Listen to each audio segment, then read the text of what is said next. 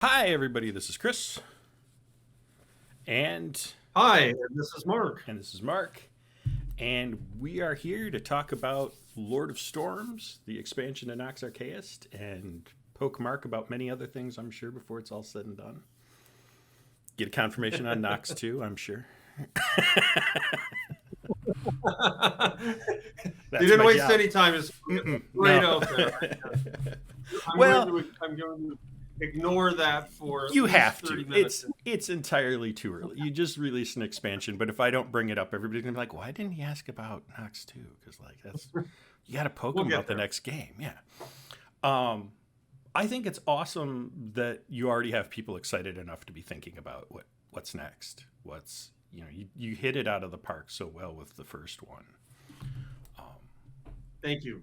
Yeah, it's fun to be anticipating a game like this again. Is what I'll say from my own little fanboy moment here. So, Well, glad to hear it. yeah, I will just point out Matt cannot join us. Matt has become very busy lately, which is why our schedule has pretty much ground to a halt. Not just his schedule, my schedule, our schedules don't meet. We're still friends because the underlying feeling of TLS is friendship, but we can't get together as much as we used to, jobs and stuff like that. So he sends his regrets. He wishes he could be here, but we will carry on. In fact, you've been here not quite as long as he has, but our first interview with you was when we had 86 subscribers. Yeah, it's been a long time. For some reason, I had the number 55 in my head, but yeah, Possible, right yeah. around, you know, at 1,500 or whatever it is now. I mean, who's counting? It Right. was some two number. It was under 100, and I remember when I reached out to you, I was like, he's not going to want to do this. There are no viewers. This is not worth his time. But you did, And I and we actually appreciate it. remember kind of preface the invitation a little bit with that. But I'm like, oh no, that sounds great. Let's talk. I mean, here inviting a game that at the time I thought maybe tens of people would play it. Right. So it was like perfect. Let's I'm, talk. I'm nothing if not self-aware of exactly who and what I am. But speaking of Yeah. podcasts and stuff like that, you also have one. Do you consider yourself a host or a guest? It's the Retro Roundtable podcast. How does that work? Yeah, I guess well it is a round table, so I think we've certainly never talked about it, but I think we everyone on there probably the collective feeling is like we're co-hosts, each with a seat at the round table, and that got started. Well, it got started a lot longer ago than it might seem. We actually recorded that first episode in August of last year, and we're talking about it. I think as of like a year ago, spring of last year. It took that long to get the first one scheduled to do the recording, and it posted to YouTube. I want to say in February, and it took that long to kind of figure out like around this very round, groupthink table. Yes. So who's going to do the editing for this? Who's got time to do it? Who's going to think they have time to do it and then actually have to we had to go through all of that understandably because I mean you understand the scheduling thing and the busy thing, and we're all game developers, some with released games, some with in process games, and obviously those of us with released games are working on the next thing, Mm-hmm. and so then just one more thing on top of it. Yeah, let's get together and do these conversations. So this was really scraping the bottom of the barrel of everybody's bandwidth. So yeah, it took a little bit of time to kind of figure out the Yeah. details there, but it eventually came together, and we got that first episode posted in February, and then got together again for a recording in April, which got posted just a few days ago. Mm-hmm. So the process getting oiled, smooth out there. Turnaround time on that second one, big improvement, and we'll see where it goes from here. I'm kind of thinking it's probably going to be, a few times a year. Right. It's certainly never going to be a monthly thing. just not viable for the bandwidth. And given the, the topics, I mean, it's helpful to have some time in between and let our projects progress. And, we want to be fresh, Right. Every time we, kind of chat about it. If I can offer some advice from TLS, do you think? You can save a lot of time if you just don't edit. Just don't edit. Just throw whatever's out there. Done. Say something stupid. You do that all the time. It's fine. No one cares. No one cares. That's actually pretty close to how it went the second time. The challenge the first time around was getting an introduction together, and which I can just imagine your advice there at the beginning of TLS. You guys just dove in. There was nothing. Eventually you kind of went back and you created some of the what do you call the production value. To keep up with the Matt Bartons of the world, right? Yep. We got to keep up with Matt. Yeah, I mean he's out there leading the charge. Gotta try to do that. So, but yeah, the first time, we were getting some of that together. But for the second time, it's like, so we had the intro from episode 1, and I literally just, took the recording for episode 2 and bolted it on to the intro. I maybe trimmed a tiny bit off at the beginning where everyone's going, testing, when is this thing on? Can you hear me? And then bam, the rest of it totally unedited. We're off to the races. So that did say, to your point, it saved a lot of time. Saves a lot of time. It also creates an air of authenticity that just feels, it helps you connect with, I think, the viewers better. They want that, or at least that's been my experience, especially if you're tuning in to see something like a bunch of developers behind the scenes. Like, I want to know unfiltered. I don't want another polished production. I'm here to get the behind the scenes stuff. This isn't a trailer for your game or something like that. I do remember exactly. And sorry, go on.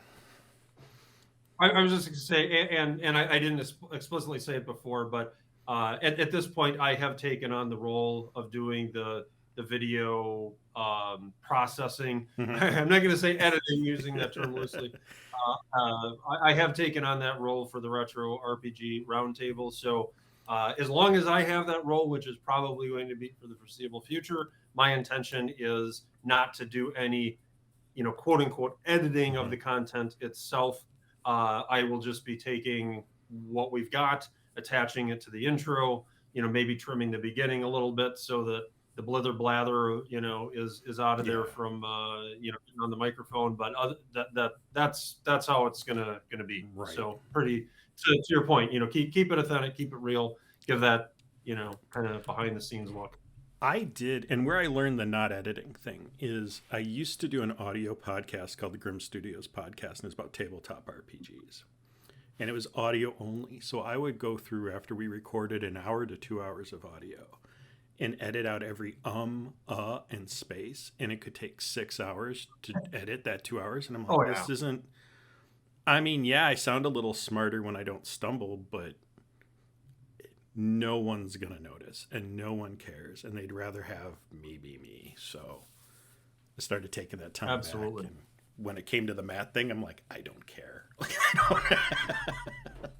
I just want to hang out with friends and talk about old games. That's kind of it. So boil it down to the point. So before we move on, I just wanted to say, if anyone has not seen the Retro RPG Roundtable yet, if you literally just Google that name, Retro RPG Roundtable, and the word YouTube, it'll come up. We'll put a link in the notes here too.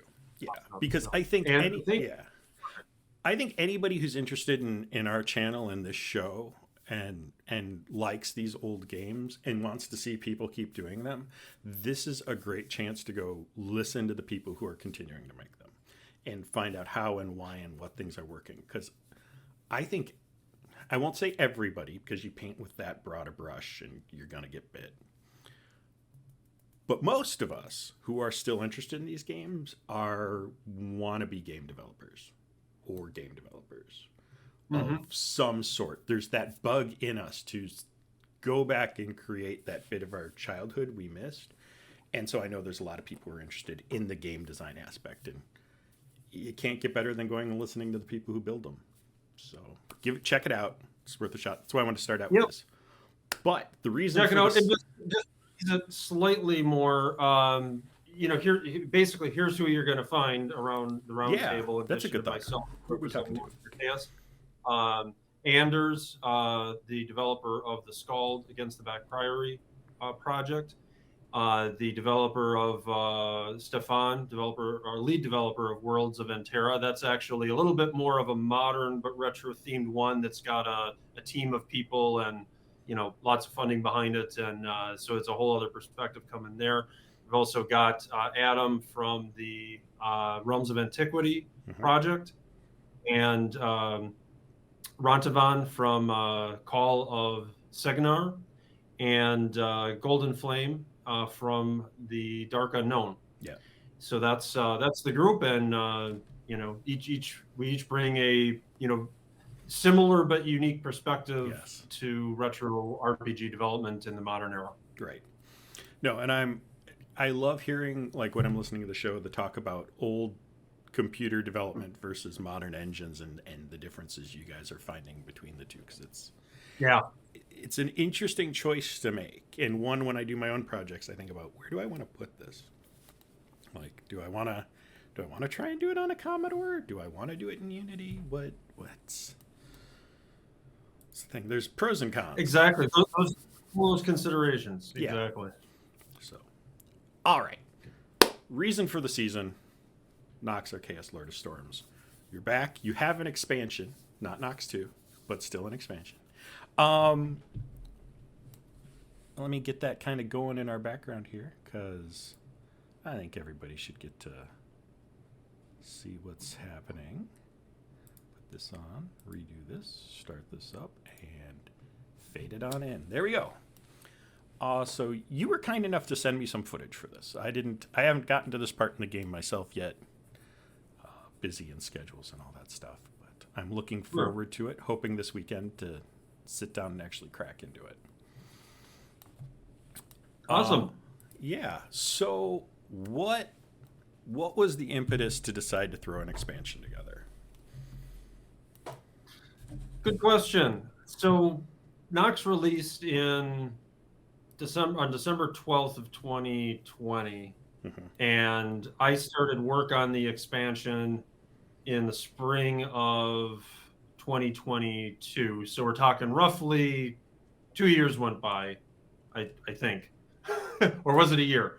I think it would have been more like a year and a couple of months between Nox release and the start. When I started work on Lord of Storms last spring, that was a year and a couple months. So basically kind of what happened there was, I'd been on a 5-year sprint right, with no breath, almost taking a breath to get Nox done. And I was like, hey, I need a break. So I took a break for about a year, had a good time playing some games and going on some mountain adventures. And, eventually, about a year was going by and started thinking about, I could maybe see myself doing, some game development again. Whereas when I was done with the original project, I really wasn't sure.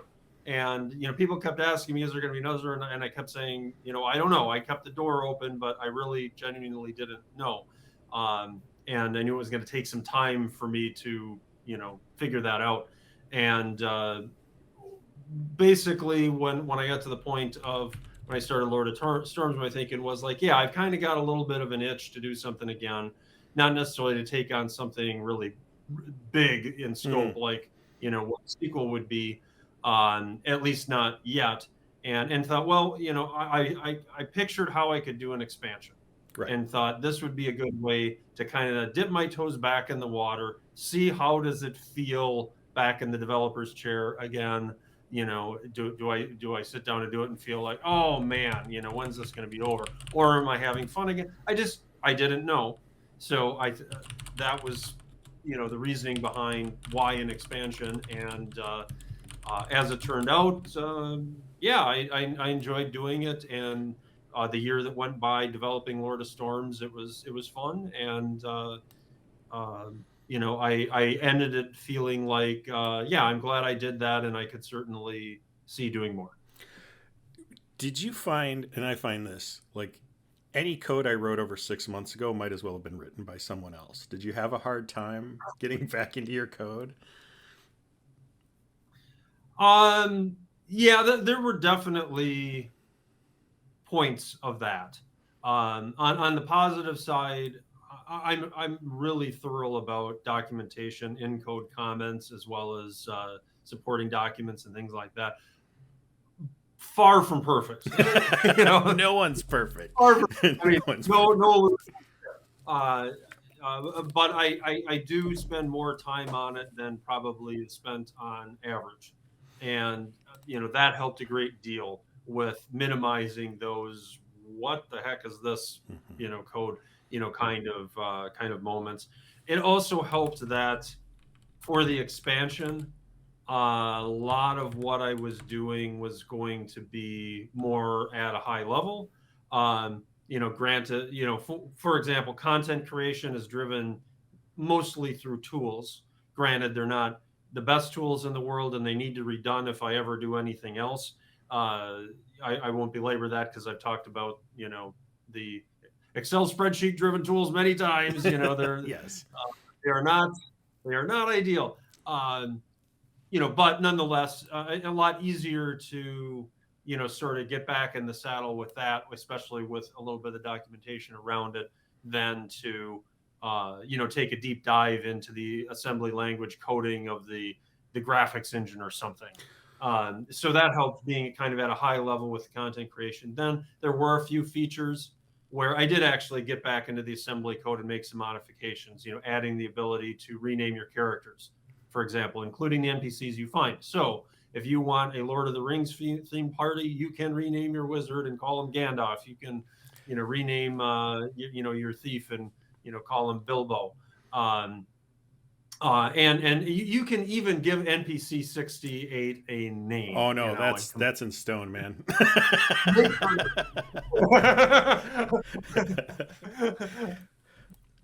yeah, it would kind of ruin the whole thing. But agency to the player, Yeah, no, you can do it. 100%. Up to you. It's totally up to you. That was going to be Um, my next question. What can we expect as differences? What have you added? Have you taken anything away? Have you? yeah. So, well, there's the rename feature as mentioned, and then there's also the quick combat in the original Nox had was organized into a front rank and rear rank, front three characters and then back three characters, and kind of like Wizardry and Bard's Tale, Mm-hmm. a combat was set up, and the rear rank would use magic by default, and then fall back to range weapons. And many players gave feedback saying, well, yeah, but I really don't want the rear rank to use magic in battles when I vastly outpower the enemy Right. because it's not needed. It's just wasting magic points. And of course, the whole point of quick combat is for battles when you vastly overpower the enemy. So that, for what reasons I don't even remember, it didn't make it into Nox 1. Right. And it's not even that it didn't come up in beta testing for whatever reason. I was concerned about bugs or something. I don't know. I just didn't do it. And coming back to the expansion, that was kind of it bubbled up on the list of like, okay, this might be a relatively quick win.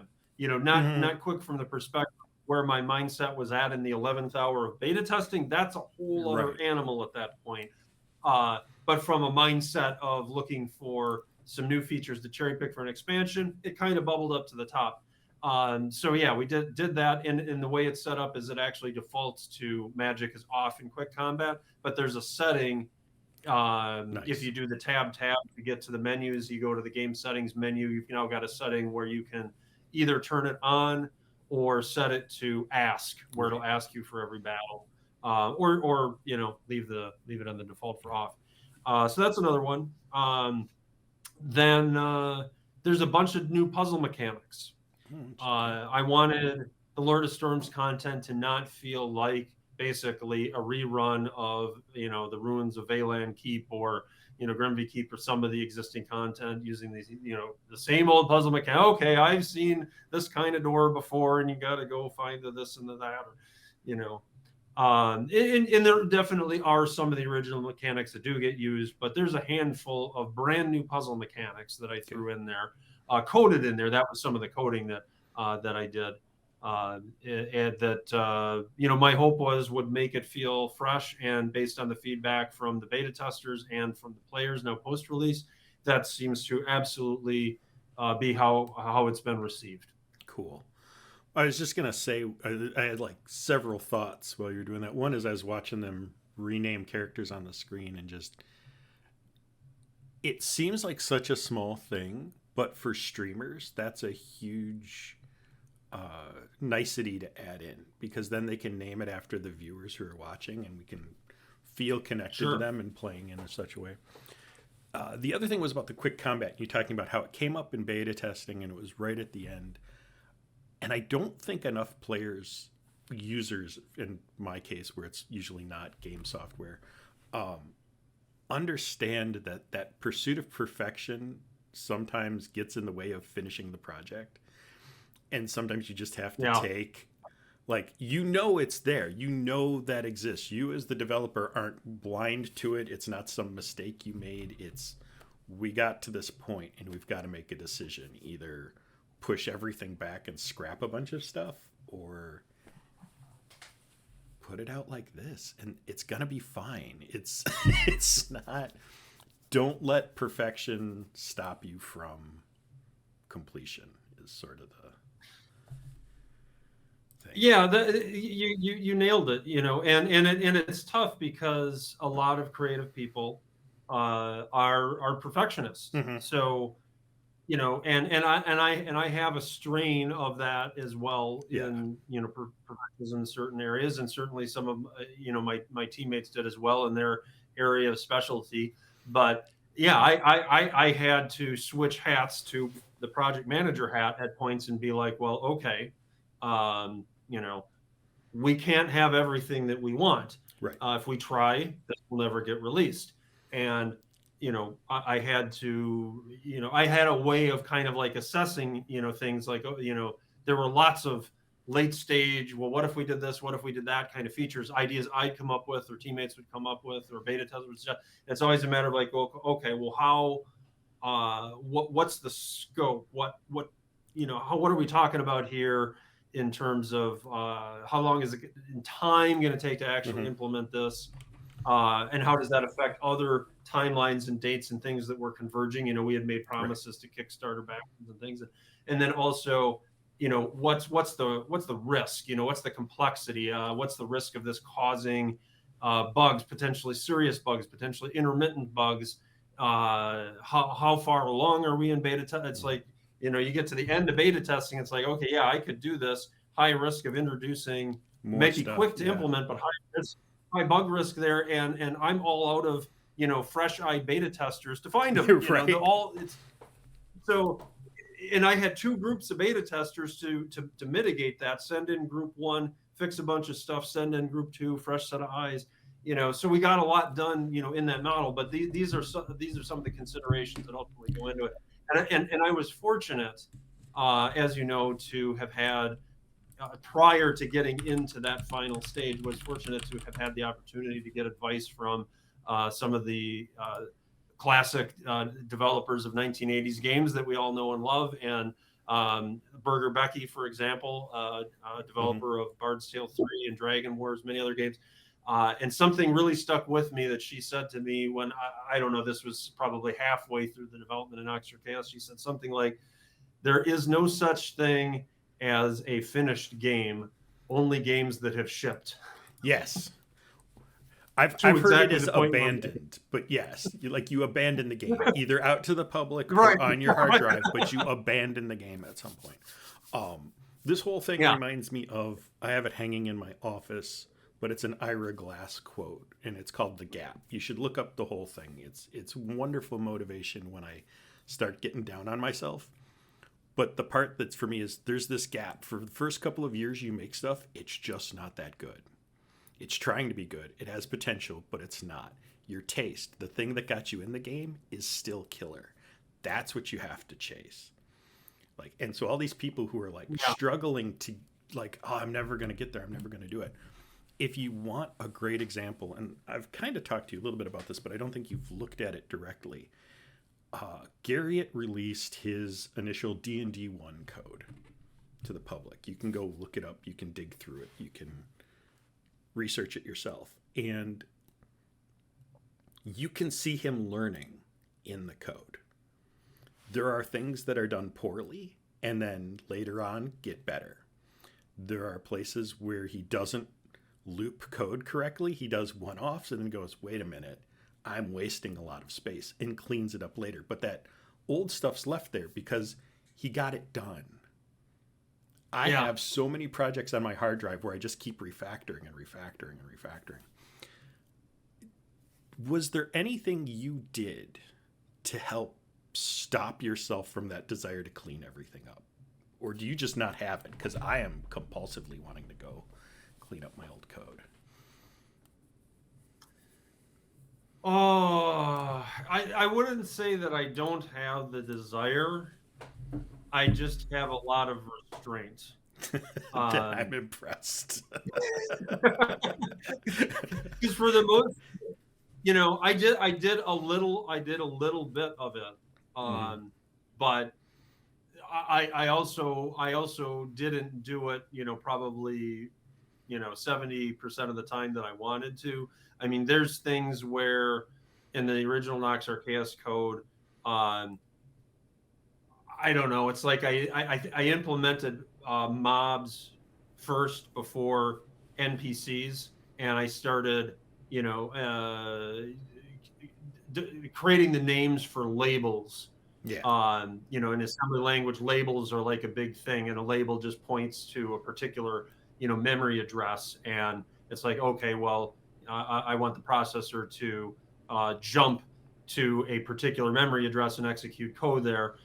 So instead of saying it's like a go-to in BASIC, except in assembly it's JMP is the opcode in 6502, and then instead of typing in the memory address $, D050, you say GMP and mob routine, right? And mob routine points to $D050. So labels are a big thing.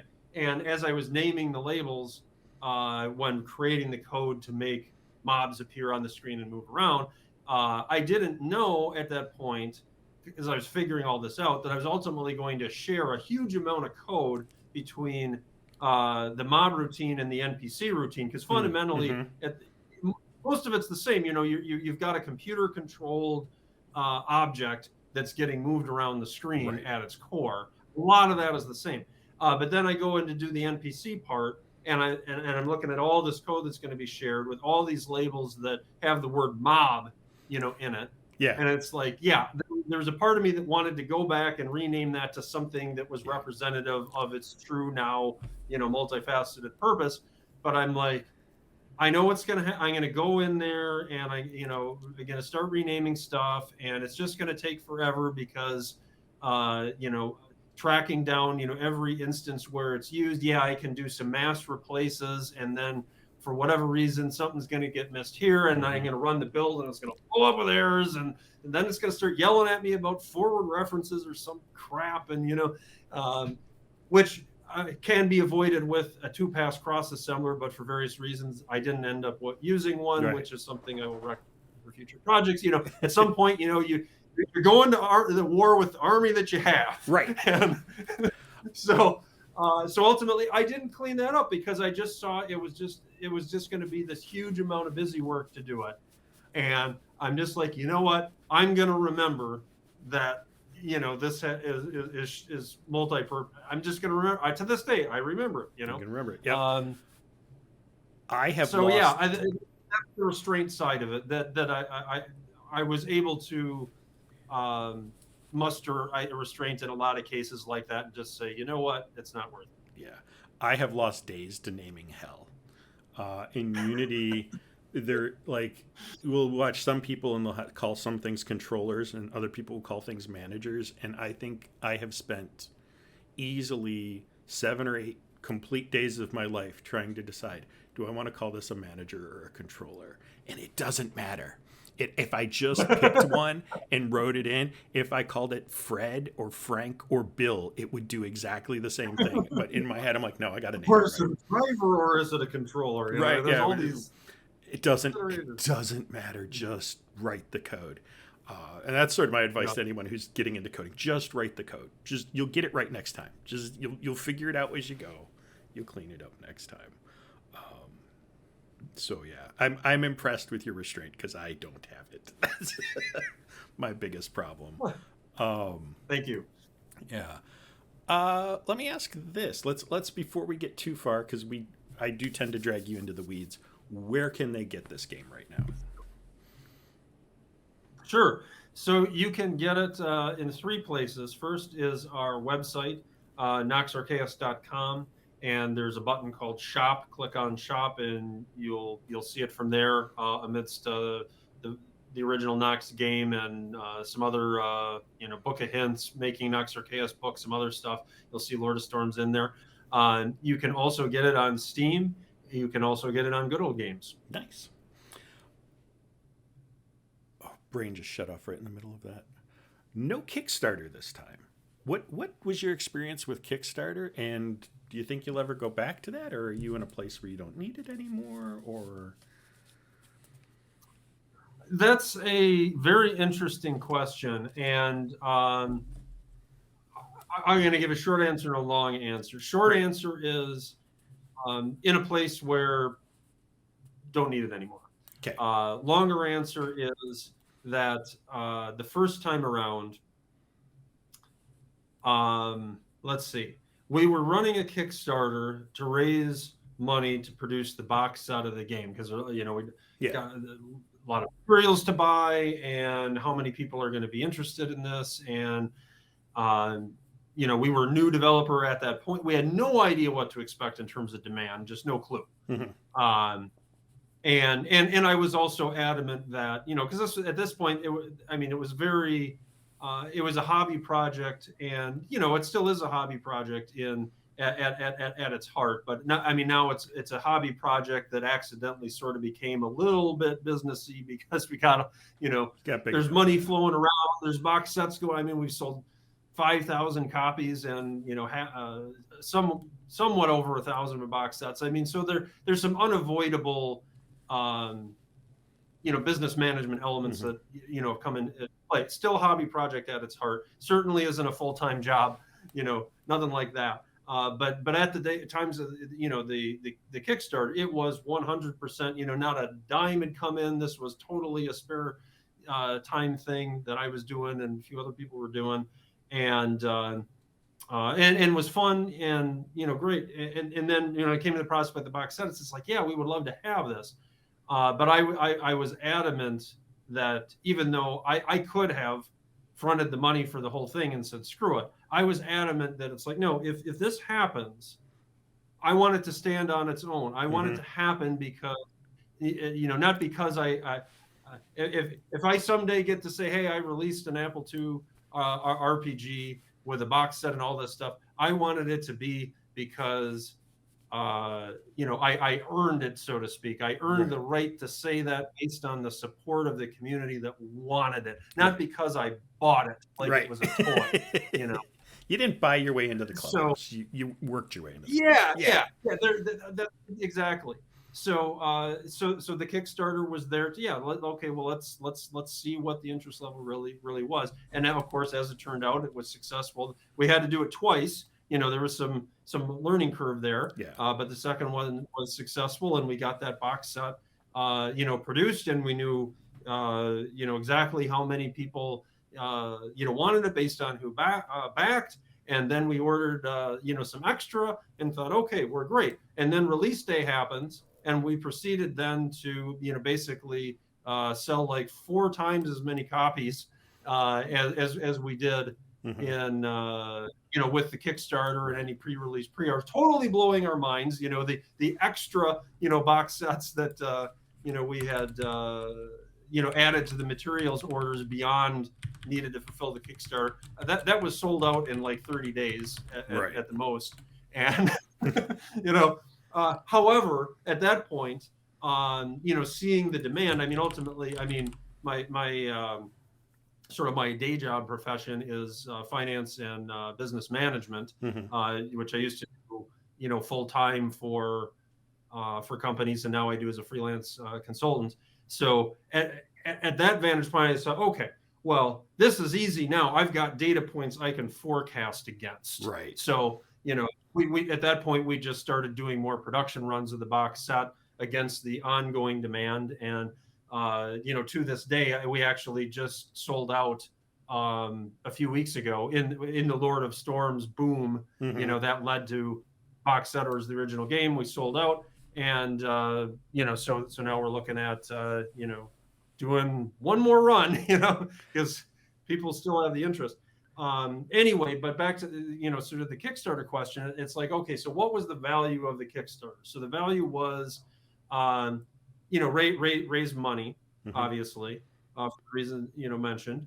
And not everybody has, of course, even the option to choose to self-fund if they want. In some Right. cases, that's the only way, the only option for getting it done. So it definitely has a value for that.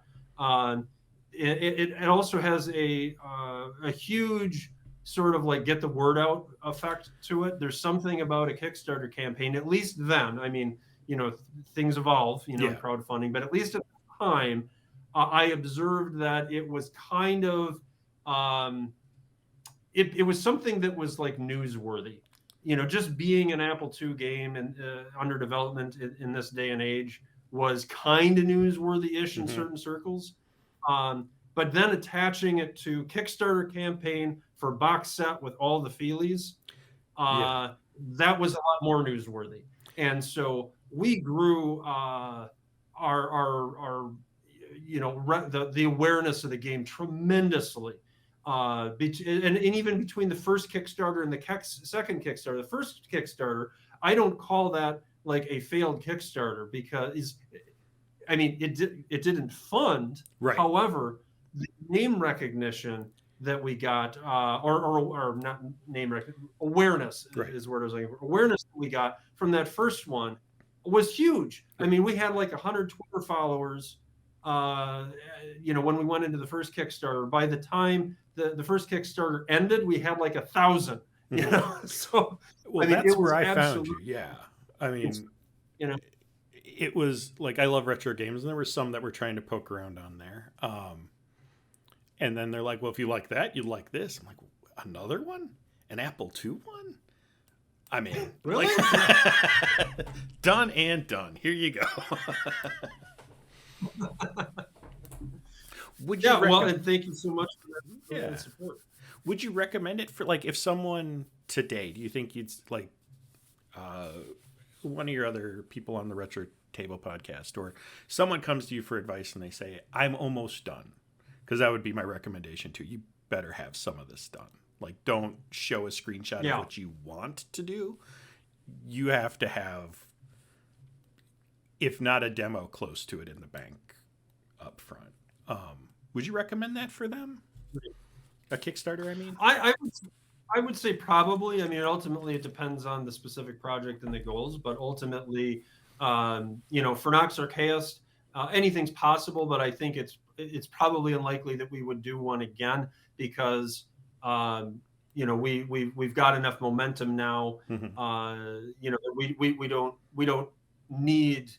We've got the awareness. Right.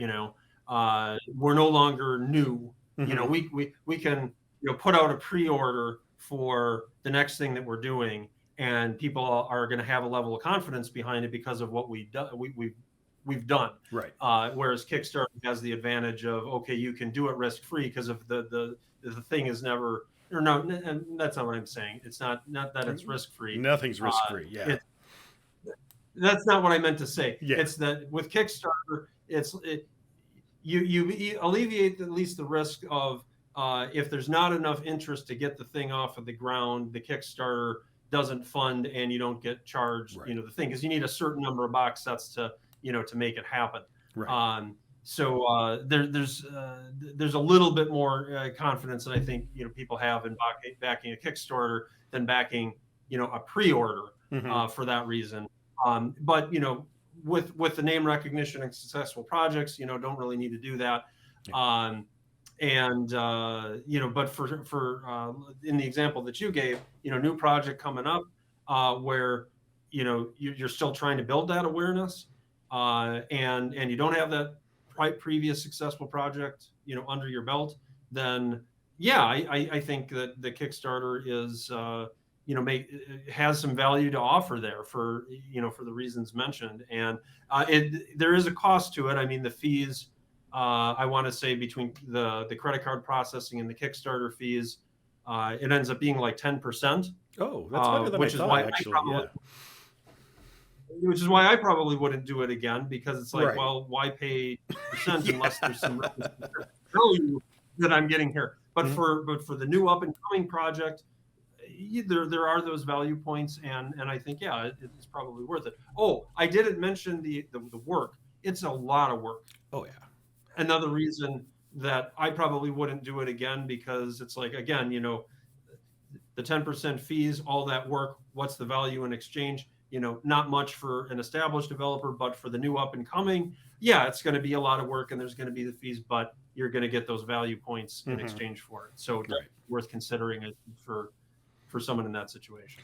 This all just flashed me on, and I hate to say I don't think about it much because it's my brain blanks out Patreon. But you have 6502 Patreon. Yes. Yes, I know that's sort of thrown off topic at you. I'm changing it up on you. How is that Sure. going? What's going on with that? Yeah.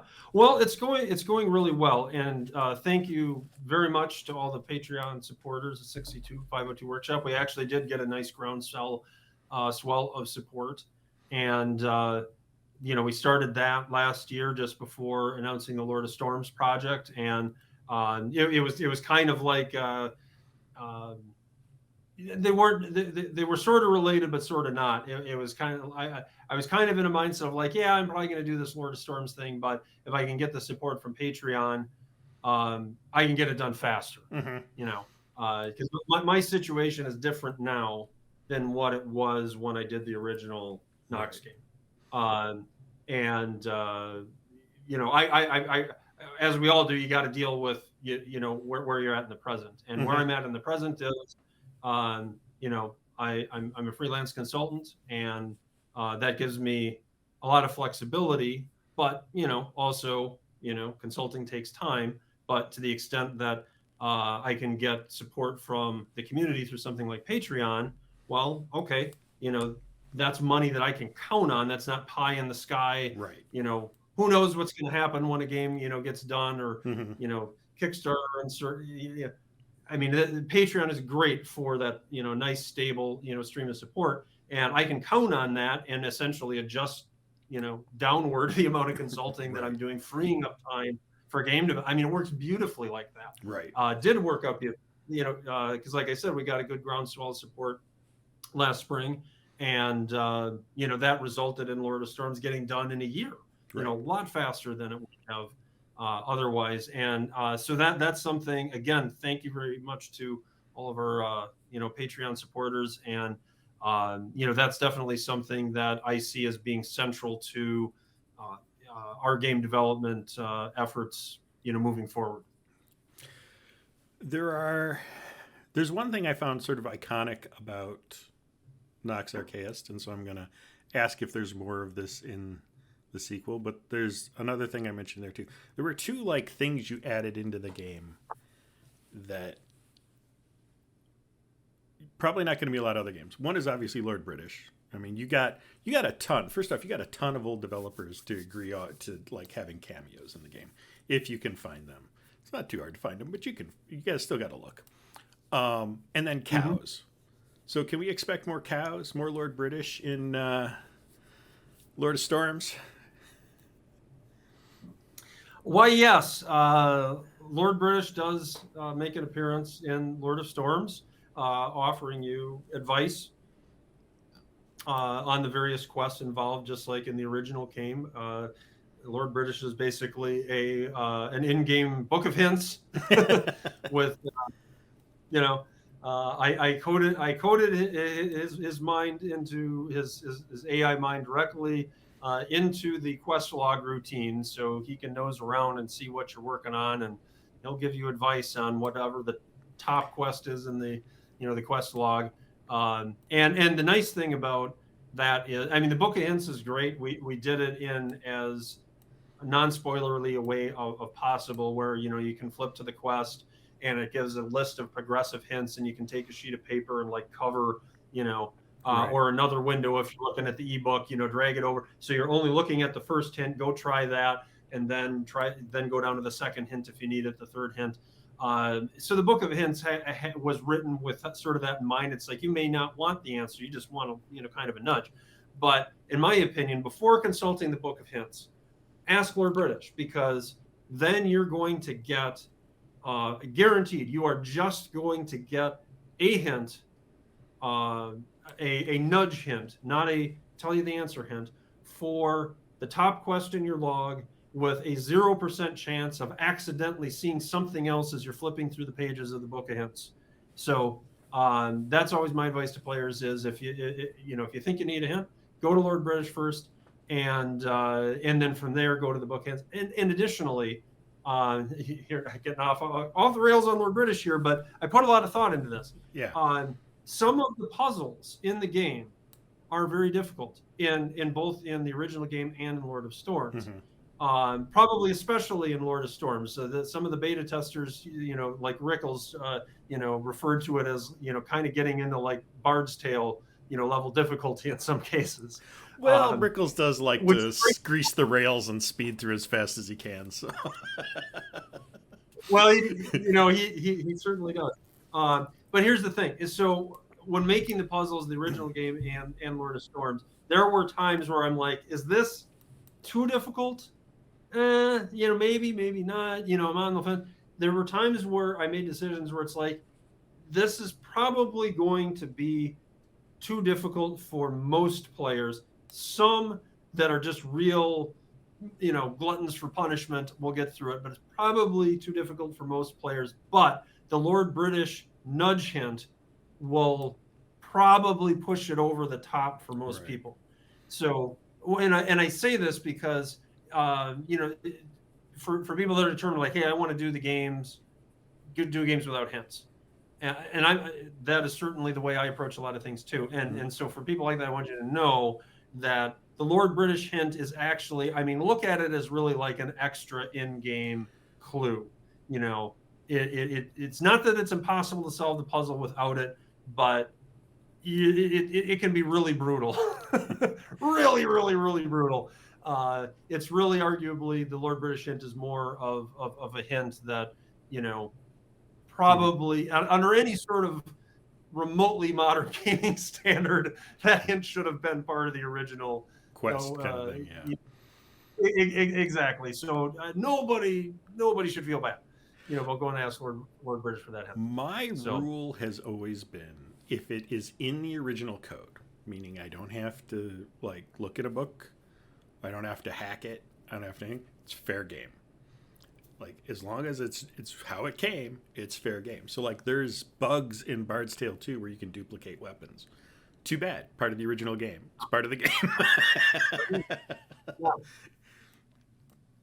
So yeah, so I look at it that way too. Everybody of course has their different self-set goals when playing games, etc. So I just offer that as additional information. Now, something, since you mentioned Lord British, something else that came up, not technically directly related to Lord of Storms, but came up in the late stages of Lord of Storms development, was that a Discord user by the name of P2E, P-T-O-O-E-Y, apologies if I'm mispronouncing that, he managed to turn Lord British into a cow. How did he do that? And,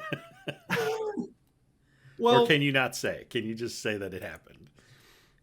Well, so here's what happened. So after the abrupt transformation, his cow ship is still invincible, though he quickly loses interest in the battle and mostly eats grass after that. So it's understandable. Yes.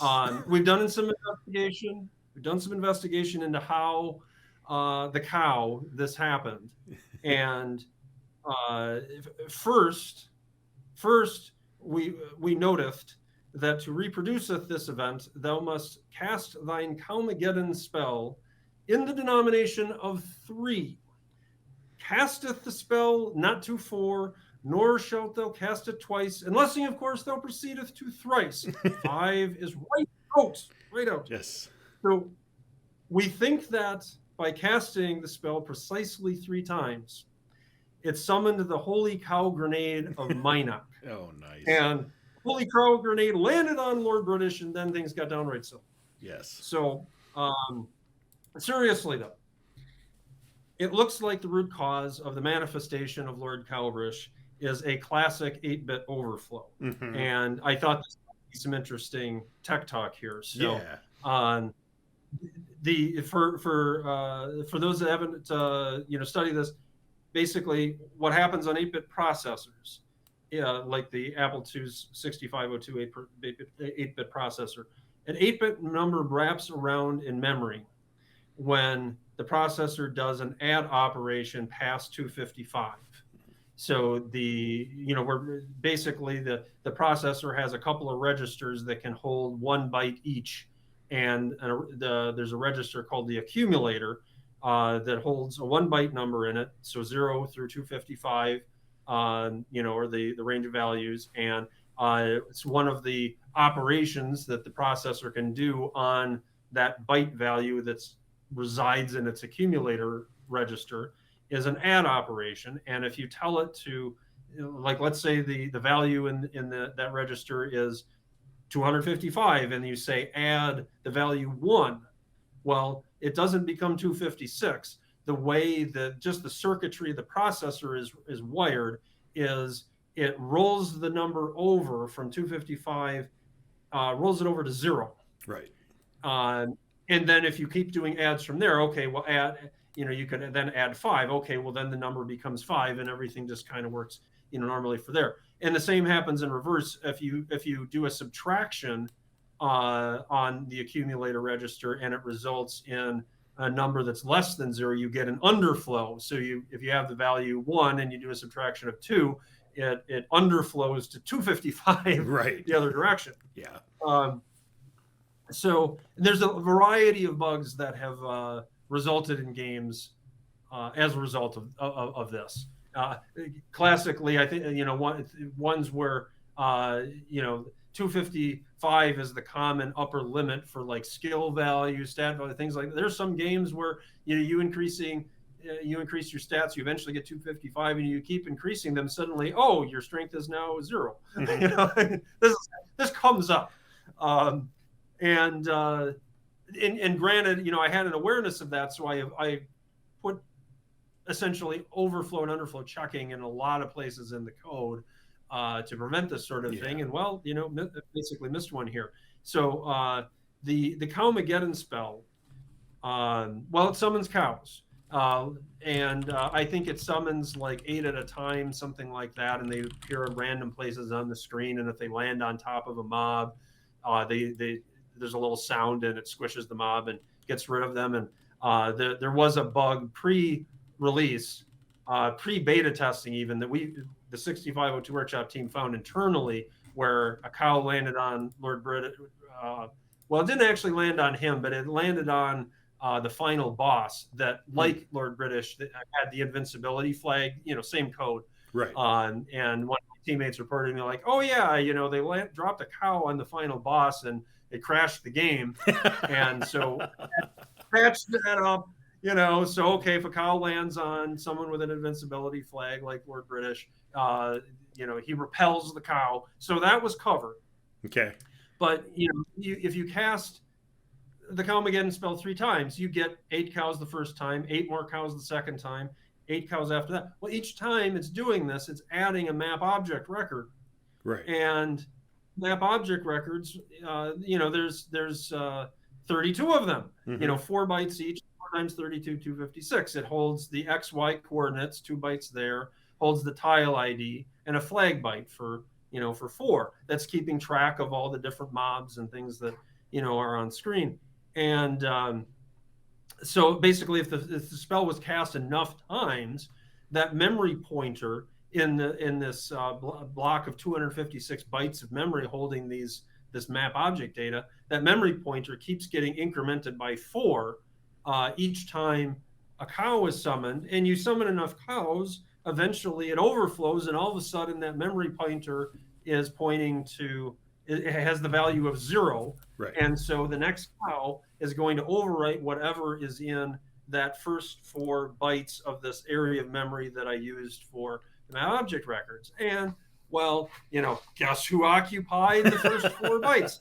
British. Nice. Because he's, hard coded into right. the battle. And then the mob clobbers his object record, and gets replaced with the cow's tile ID.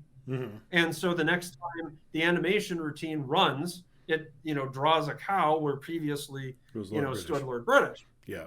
But mob and summoned entity character sheets are stored elsewhere in memory and stored separate from each other. So the mob character sheet for Lord British, I mean, technically, he's a mob as far as the game engine is concerned. Right. So his character sheet never gets touched, keeping his stats intact. And there's a few other bytes of memory related to his invincibility flag that are in a completely different part of memory. So that never gets chunked either. Yeah. As a result of the 8-bit overflow. The 8-bit overflow just simply effectively just changes his tile ID. Nice. And how he looks. And the reason why he loses interest in the battle and just starts, as I put it, eating grass is because the part of the code that controls what he does from a combat perspective, well, because of the tile ID, it thinks that he's a cow, right, which is allied to the player. So he's no longer being aggressive towards the player. The other cows, for some reason, still think that he's Lord British and continue to attack him. It just gets really silly. I love it. I love when stuff like that happens, when you get this old thing. Yeah. The 255, I realized as a kid, because I started seeing it in every game. You see it in Nintendo games. Max hit points is 255. Saw it in Ultima 3, where it's technically 2,550, but I'm like, I see that 255 there. Like, what's going on?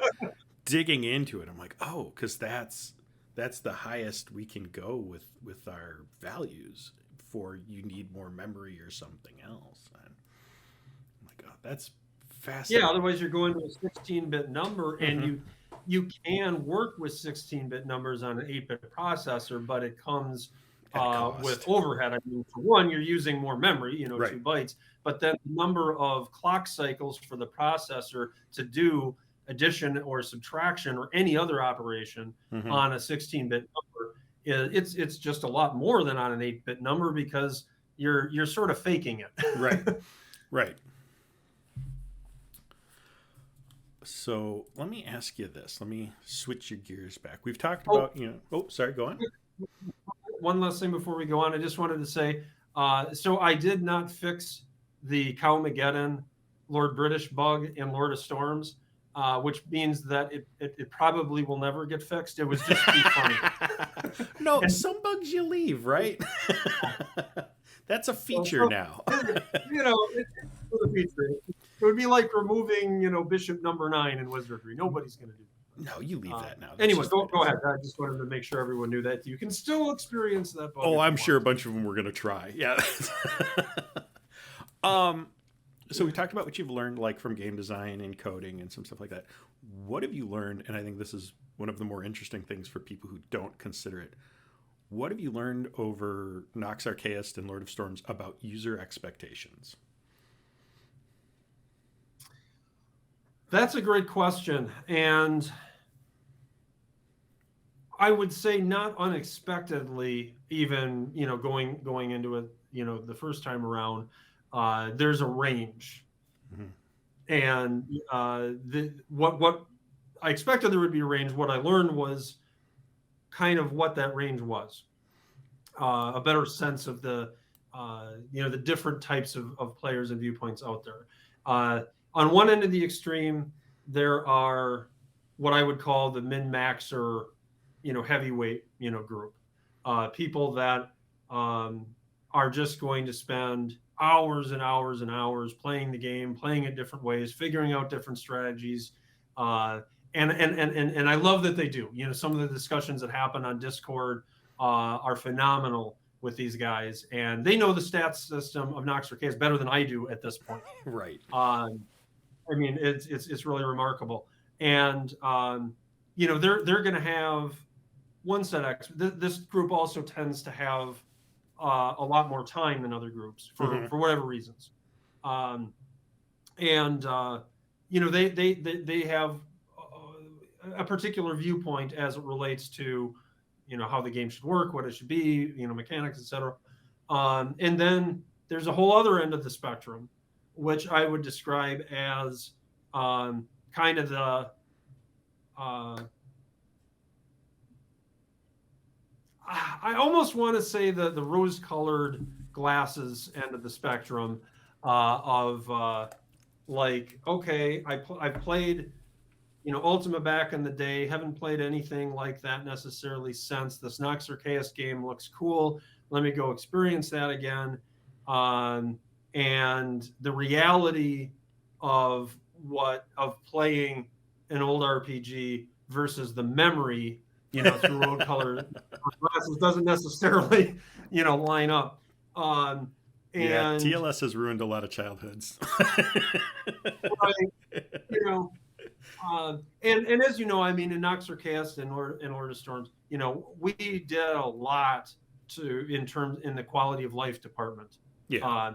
Pop-up menus for navigating inventory, no hand item B, which is dagger to player 4, none of that. We got a quest log in there, and it's effectively an in-game tutorial in the shipwreck, that through in-game prompts, kind of there's all sorts of stuff that didn't exist in those older games that helps a lot in that department. And people that are kind of on this other end of the spectrum, for some of them, what we've put in there in that regard, in terms of the QL stuff, is enough, and it hits the spot for them, and the game is playable, and they're just having a beautiful time. Right. And I would say that's probably most people that play the game fall somewhere in that range.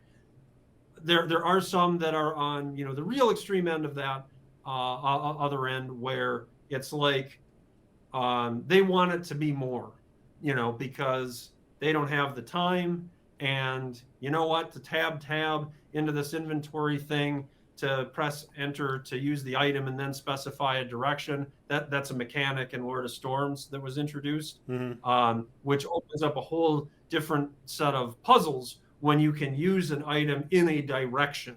Nice. Couldn't do that in the original game. But it is a little bit of, okay, yeah, you got to open up this menu and select this thing. And I pick on that one because it just happened to be one that came up from a player that I think kind of lands in this perspective, where it's like, to them, they just want it to be faster because they don't have time. Right. They got young kids, and they're playing for an hour or two at the end of the day. And I totally get it. Right. I totally get it. Their viewpoint is completely 100% valid. And at the same time are also up against the limits of what an Apple II can do. And at a certain point, that I have to accept that there are going to be some people that may want to play the game that just it's just not gonna click there. But so yeah, I mean, to your question, it's like, so I've kind of observed these different cohorts between these two extremes. And that's, as I've gotten a handle of that helps me kind of dial in the game dev, so that I'm trying to take everybody's viewpoint into consideration to the degree that I can, and also kind of aiming things up the middle, so that it's I don't like how this sounds. I will say it for you. I will say it for you. I was going to say, no developer wants to say what I'm about to say, but I've seen in enough communities, not every game is for you. Not every game is for you. And don't say that, because they'll get mad at you. Let them be mad at me. But you can't design for everybody. Some people just aren't going to like the way something folds out. And they'll complain about it, but adults will go, yeah, I don't like this part, but I like the rest of it enough. You know what I mean? Yep. Like, so yeah, I won't make you say that, but I am glad to hear like the stuff you've looked into, and I want the people who are wanting to be developers to not take those extremes to heart so much, because they're often the loudest and they will pull you in directions if you let them. The other thing that I do though is while I look at it in the way that that you described, I also embrace it to some extent in that the people that are on that end of the extreme, Mm-hmm. With a valid viewpoint that doesn't necessarily align with the reality Right. where Nox Archaist is, they do still have some valuable things to say 100%. that are actionable. Yeah. It's just not everything that they have to say. So Right. with the beta testing groups, I've got min-maxers in the beta testing group. Mm-hmm. I've got middle of the road people in the group, and I've got a couple of people that fall on this other end of the extreme, where essentially they're going to constantly push me to do things that aren't practical to do. Right. However, there's a percentage of the things that they bring up that basically pushes me a little bit further than I would have gone otherwise, because I wouldn't have thought of it, because the other people weren't saying that. And there's a value to that. And so I also want to put that out there too, that I by no means ignore any segment of, the player base from a feedback, standpoint. And I think everybody has something valuable to say. And so I try to keep that diversity of viewpoints in, my funnel, so to speak. Yeah. There's another, I'm pulling out my two favorite poems here for this, because there's the Ira Glass, The Gap, which is huge for me. And then there's Desiderata. And it's speak your truth quietly and clearly, listen to others.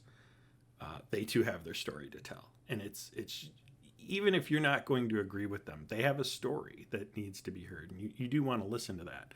It's more, I don't want to funnel it to developers as don't listen to them. Just don't let them pull you. Keep it in perspective. To them and then decide on that. Don't chase them, because you're not going to catch some people. There's a difference between listen and decide in an informed way and chasing. Yes. And it's also and it's not good to chase the min-maxers either, for that matter. We'd end up with Deathlord. Which now maybe that's a good thing, depending on your perspective. Depends on your perspective. Depending on your perspective. But if that's not the game that you're trying to make, don't chase them. But listen to them, make decisions based off of that. It's I think a universal thing, not a specific user group thing. No, and that's what I mean. Like, if you want Deathlord, build a game for Deathlord people. Then do that. Yeah. By all means. You're going to have that audience, and then if somebody outside that audience has a critique, listen. Maybe it's something you want to add in, but also don't chase them, because you'll end up not making Deathlord. If you want to make Ultima 5, same rules. Ultima 3, same thing. If you want to recreate Wizardry, or Petit 5, if you want to go way back to the Plato system, do that, but don't let people pull you from that vision. Okay. What? This is my favorite question for this stuff. What are you most proud of in Lord of Storms that people might not notice, like on the surface? Like, they'll notice the name change. They'll notice stuff like that. Is there some little code thing or some little graphic thing that maybe they wouldn't pay attention to, but you're really proud of?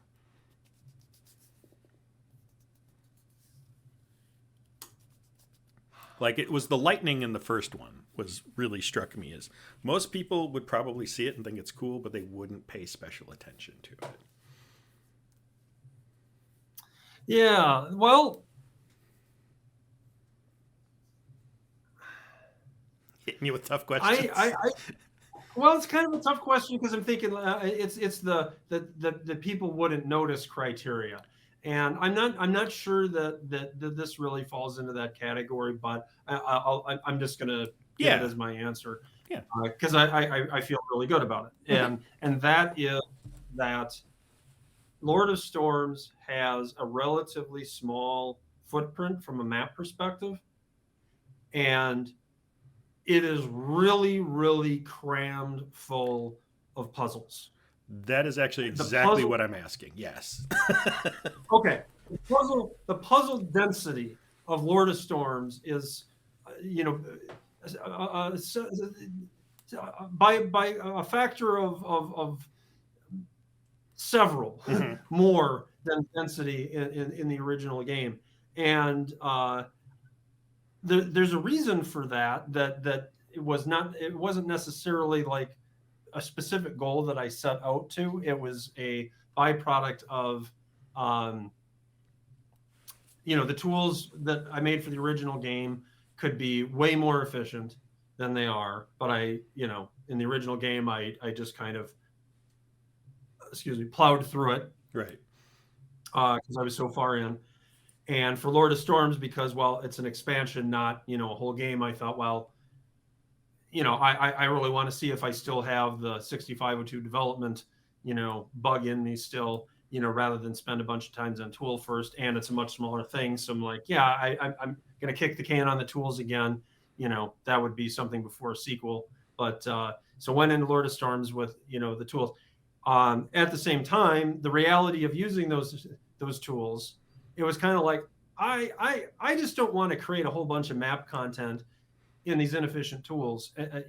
Right. I that pushed me towards, let's keep the map footprint small, and I wanted some new puzzle mechanics anyway to keep it fresh from that perspective. And at the same time, it's like, okay, but I want people to feel like the expansion is uh, substantive enough. I don't want people to play it and be like, oh, that's it. So that lets me, like, okay, the small map footprint, so I'm cramming all Yes. these, in there, and totally pushing the boundaries of what I thought that the game engine was necessarily, able to do, Hmm. because I hadn't done it before, to cram that much in. Yeah. And or more from, not so much from a low level engine standpoint, but more of like from a design standpoint, using the engine's functionality. Is it possible to cram that much in and have it work and make sense and not just be a big mess? I didn't know. Hmm. So I went through, did all that, and then still wasn't. I still had this feeling of like, is this going to be enough? How are people going to feel about the size from a map perspective of this whole thing? I was a little bit, apprehensive would be too strong, but it was Right. a question mark in my mind up until beta testing. And then when the beta testers got in there, I was so thrilled to hear. I mean, a whole bunch of them specifically made a point of saying, like, this is really awesome. This puzzle density, and well, basically hearing yeah, comparisons to Bard's Tale and Wizardry in a positive way Right. in terms of the the puzzle aspect of it. But they're not just the same old Bard's Tale and Wizardry puzzles. They're Bard's Tale and Wizardry. They're reminiscent of that. Right. And the Uh, density and the packing and yeah. in the density and all that, and they loved it. The beta testers loved it, and then and I've heard more of the same after release. So I would say I'm particularly proud of that and feel really good about that, because that was really the dice roll of this whole thing. Is that going? Is that at a high level? Is that going to work out? Is that going to be fun? And it turns out it was, and I'm thrilled. Yeah, it reminds me of an interview Gary gave shortly after Ultima Online when he was moving to NCSoft and trying new MMOs. And he's like, we built these large open worlds for people to explore and never bothered to ask if they wanted to. Like, it's just, there's so much empty sometimes in the exploring. And that can be interesting. It can be world building, it can be lore building, and it can make you feel like you're part of something. Because not everything needs to have something. But also for games, I Yeah. want a little bit of density. I don't want to have to search, like spend 15 minutes walking down a peninsula to go, there's nothing here. so, so I appreciate that. I Exactly. appreciate keeping things tight. That's really nice. You kind of mentioned with Nox, the first one, that you had to cut like some of the quick combat things. Was there anything you had to cut in this that you like? Was there anything that hurt to cut? I know it's a tough question to ask a developer. It's like, yeah, this isn't in the game, and I wish it was. So you don't have to answer if you don't want to, but if you can, I think it's interesting for those people who want to develop to hear that stuff does get in Lord cut. of Storms. Yeah. I'm sure there was. Let's see if something pops right to mind here.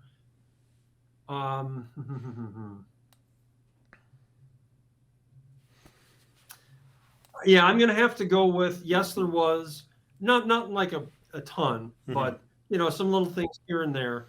But I don't remember specifically what it was. Typically, if I cut something that I guess if it was anything that felt significant, I put it on a list somewhere, right? And that becomes creative material for future projects and things. Yeah. Exactly. So I want to hit like one more thing. How long do you think it will take people to finish Lord of Storms? Like, what I'm hearing is kind of a range between 15 hours and 30 hours. And a lot of that depends on how rigorous of a map taker that you are.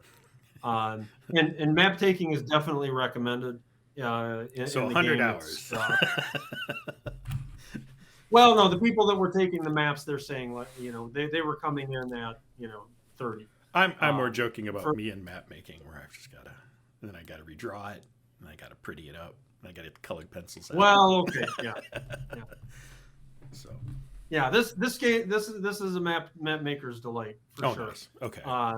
And if you play using the Nox Companion, the third-party application developed by Rickles, that also integrates with Grid Cartographer. So, if you really want that in-game auto mapping, there is a way to do it as well. But for the old-fashioned map makers, this will be a delight. Yeah, I remember going through the underworld in Nox, where I'm like, oh, I found some like caves I'll start exploring, and then went off the side of a piece of graph paper, and then went off the second piece of graph paper, and like, what did he do? Yeah. Like, oh no. So I bought a big desk blotter. A way to have, the huge underworld that I wanted that was at scale with the overworld. I just couldn't figure out a way to do it that was graph paper friendly. No, and that's fine. You should know. And then when I came up in another castle, I'm like, oh, wonderful. Then you saw what I did. Yeah, then I've got the full scope of what I just walked into and went, yep, okay, I know where I am now. I know what's going on. This is wonderful. I'm going to have to figure it out, but it's still wonderful. Yeah. My inspiration for doing it that way, incidentally, was the Underdark of the Forgotten Realms world. That's what I had in my mind when creating it. It's like, yeah, I want to have this world beneath the surface of the world that has like other races living down there. Gnomes was the only one I could fit in to the original game, but in I didn't specifically like say it in the lore of Valley, the world of Nox Archaist, but I look at it as it's kind of like everything's in miniature, right? And so, okay, yeah, I could only fit in gnomes, but really the way I was looking at it is this is like the Underdark of Forgotten Realms, where you've got all kinds of races living down there that just choose to live below the surface, and they interact with each other. They occasionally interact with the surface, and that's kind of was really what I was going for with the whole thing, which had the added benefits of like, yeah, and with it being to scale with the the overworld, you can have these multiple entrances that take you to different places, and then tie it in with the whole classical Ultima style game dungeon concept of like, yeah, you've got these dungeon entrances on the surface, just like you normally expect, but instead of you're going down these shafts, you're in this interconnected underworld that's got all this going on. So that it was really a merging of those two concepts together, really. So Sort of drifting off Nox for a little bit and digging into you here for a little bit. I mean, one of the things you said back when you were making Nox is you took some time off games. What was the first game you played when you let yourself play games again? Ultima 6. Interesting. And the reason was not because I have particularly I mean, I don't dislike Ultima 6, but it certainly wasn't my favorite. But here was the thing.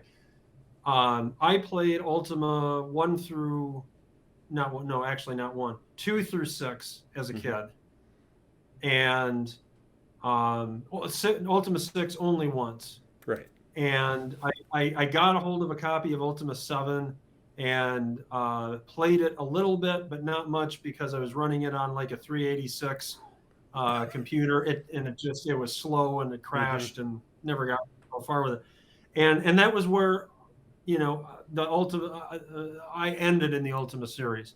At that point I was in high school and life started getting in the way of game playing in general, though I did play a few more games like Might and Magic 3, a few more here and there, but never again another Ultima. And then my game playing kind of dropped off, post high school for a long time. And I just essentially, I like go into the Nox Archaist project, to make this Ultima like game, never really having seen how the Ultima series ended. Right. And that was fine because what I was doing was Apple II, this Ultima 5 was the last one, the Apple II, that was fine. But when I got back to the point, okay, I'm going to play some games again, just having done, this huge project of Nox Archaist, a big love letter to Ultima, Yeah.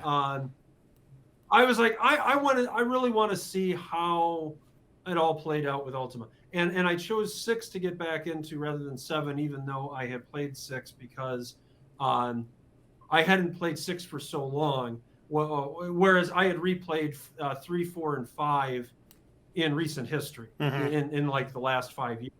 Right.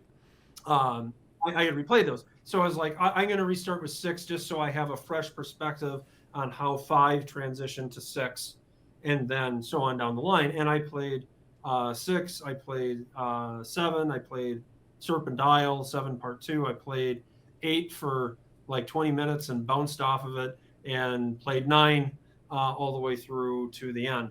And so that's what I did, and it was really interesting doing it, seeing that evolution. Okay, well, I'm gonna guess that 8's then your least favorite Ultima, but am I right on that? Okay, what's your favorite? Totally. Yeah. Do you have a favorite?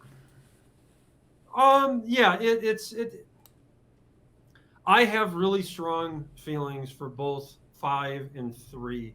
3 was the first one I ever played, and so that first RPG, that you play, I think for a lot of people that always is going to hold a special place. Objectively, 5 is my favorite. Yeah. But there is sort of that asterisk there for 3. I've played 3 a lot more. I have replayed 3. I've replayed 3 so much that I lurk on the CRPG Addicts Ultima 3 page as U3_guru and basically like answer people questions because I have that game memorized. Right. I've played thousands of hours of Ultima 3 and done all sorts of bizarre things like, okay, let's see if it's possible to win a hacked copy of the game that is corrupted. And anytime you encounter gremlins, the game crashes because when the disk images of it were made, the floppy disk media had just gone bad, that there were these bugs. And that was the only copy available of Ultima 3 on disk images for years. That's since been corrected. But so I downloaded that copy of Ultima 3 and decided I'm going to see if I can win this. Essentially, can you win the game without ever encountering gremlins? If you navigate around all those question marks on the maps, which totally walls off the marks sections, in certain locations. And so I would do weird things like that. And now I know the answer. And the answer is yes, you can do it. So Anyway, yeah, that's me in Ultima 3. But 5, yeah, I mean, objectively, that's 3. I hear I'm rambling about this, but it's like That's um, okay. It's 5 conversational. was an objectively good game. You can see how much Garriott had learned Yes. from 2 to 3 to 4 to 5. 5 was like the pinnacle of polished RPG on the Apple II gameplay, technology with the story. It was all Mm-hmm. there. You know, 3 was a big improvement from 2, but still had these glaring flaws that I just didn't care about when I played it the first time because it was the first thing that I played, you Right. know. And for whatever reason, still have fun playing it again, going down nostalgia and, I don't know. I But find 5 objectively is just incredible. I to me, I agree with you. Like I think five's like the best objectively, but because of how much the story hangs on it and how much scale and size there is to the game in general, it's hard to want to go back and dive into it because it does feel like you are a little constrained as a player wise for the things you want to do. Where Ultima 3, pillage a city or don't. Like it doesn't, you know what I mean? You really get to just Yeah. sort of run wild in this fantasy world that just lets you, here's a sandbox, play around. So once you've beaten 5 and you've heard the story and you're like, God, that was really good. Now I just want to screw around. I go back to 3 as well. I want to play. I want the Ultima feel, but I don't want to. I don't want to worry about the story anymore. I've heard the story, and it's a good story, but I want to just kill Yeah. some dragons and steal some gold. Yeah. Sometimes that's all I want to do. I think that you kind of put your finger on it there, and I have so I have a lot of feelings about it, but I echo some of those as well. 5 is the sort of game where it's like I want to space out the intervals of replaying it enough so that I forget as much as possible. I'm Yeah. never going to forget everything, but when I played it last time, 7 years ago, and I hadn't played it for probably 20 years Mm-hmm. prior to that with that 20-year gap, it was really nice because I mean, yeah, there were some high level things that I remembered. I remembered a few of the details, but I had forgotten probably more than I remembered Right. as I got into it and got to experience so much of it again for the first time. And I probably won't wait 20 years for the next time around and will invariably remember more. But that's how I see 5 is that I got to space it out because for, like you said, Mm-hmm. if I'm just around, 3 is perfect for that. Right. Did you go back to any other retro games? Anything surprise you? Anything inspire you for Lord of Storm stuff or anything like that? Well, I did in the intervening time, after playing those, the Ultimate games, the later Ultimas, I played Wizard's Crown, start to finish. Actually, won it for the first time. As a kid, I had so much fun, basically just grinding in the ruins. Right. Um, I just kind of ignored the story for the most part, and like, oh yeah, you're supposed to at some point Do go do this something, thing with but this wizard guy. I it was just so fun grinding in the ruins that I never got around to it.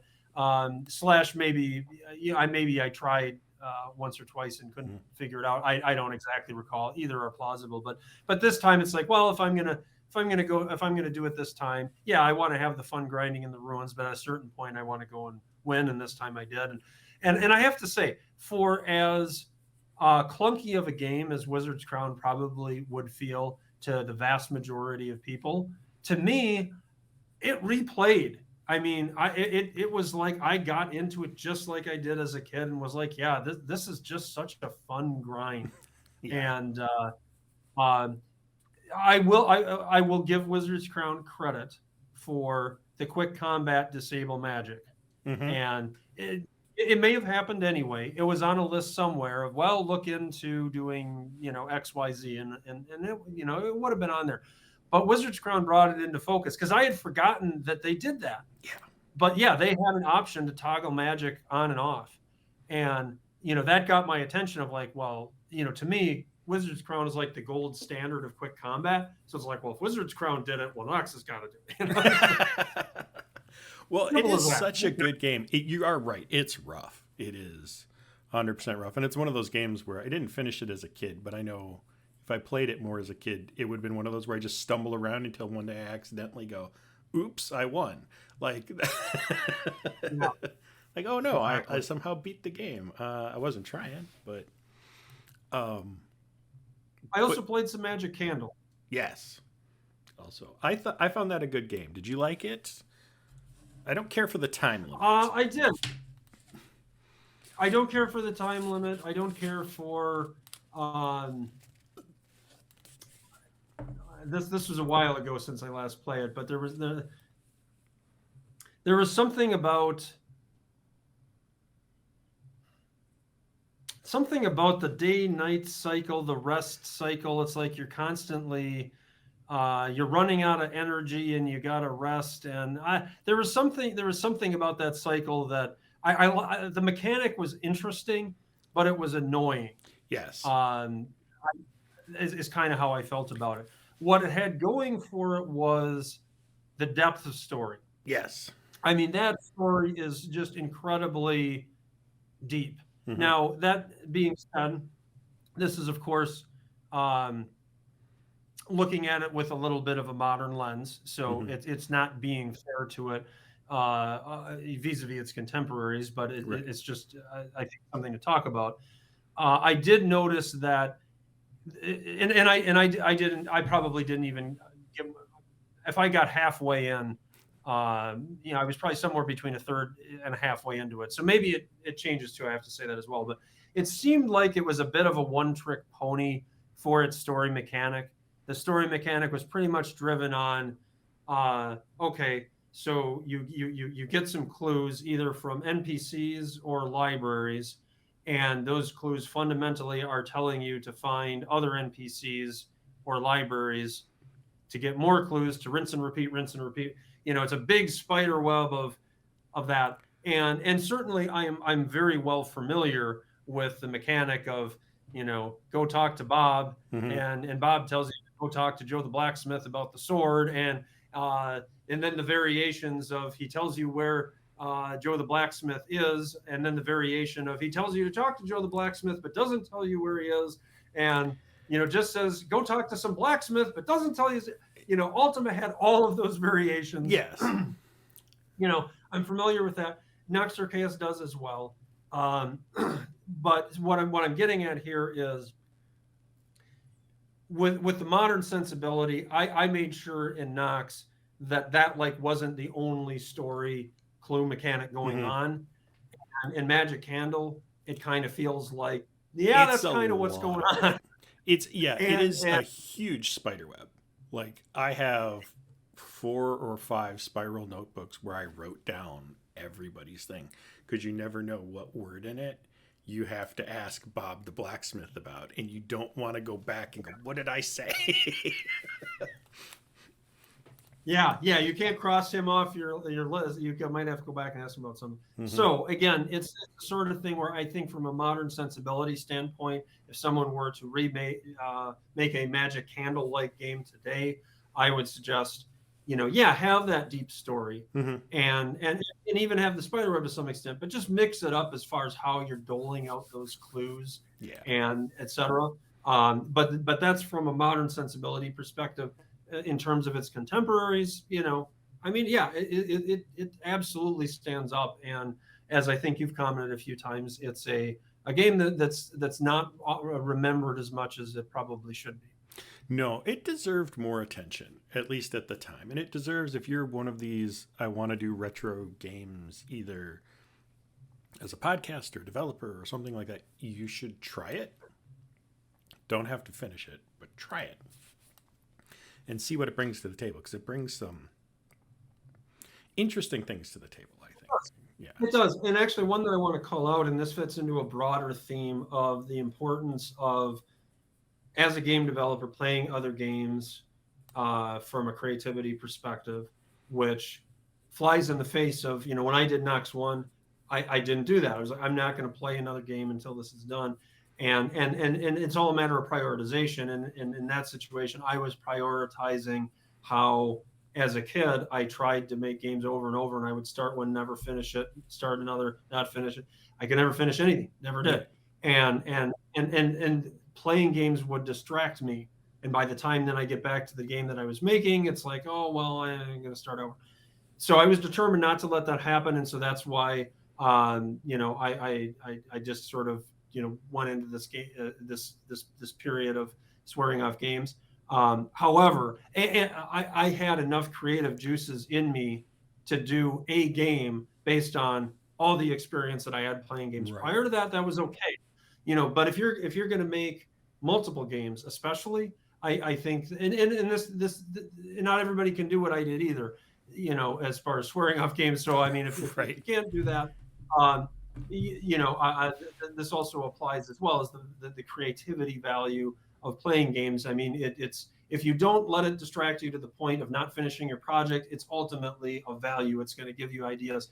And with Magic Candle, when I was playing that, I actually deliberately played it to try to spark some creativity for Lord of Storm's puzzle mechanics. Mm-hmm. Here's an example. And it's not a matter of just like straight up lifting mechanics either. I mean, that can happen. Yeah. But how this played out. So I'm playing Magic Candle, and there's fountains in the game that relate to, I think it's like some increasing your attributes, and you have to wake up some gods or something to use the fountains. And I never got to the point of actually waking up the gods and actually being able to use the fountains. And there isn't anything like that in Lord of Storms. However, what happened was Magic Candle kept putting these fountains in front of my nose. Mm-hmm. And that caused me to remember the fountains in Ultima 3 that, it was like they would heal you, they would cure you or something. And so what that put in my head was, it's like, you know what? I've always liked fountains in these games. Yeah. I liked them in Ultima 3. I like what they're doing with the Magic Candle. I didn't have fountains in the original Nox Archaist. I bet the puzzle mechanic I could come up with that relates to fountains. So I put fountains in Lord of Storms and created a puzzle mechanic around it.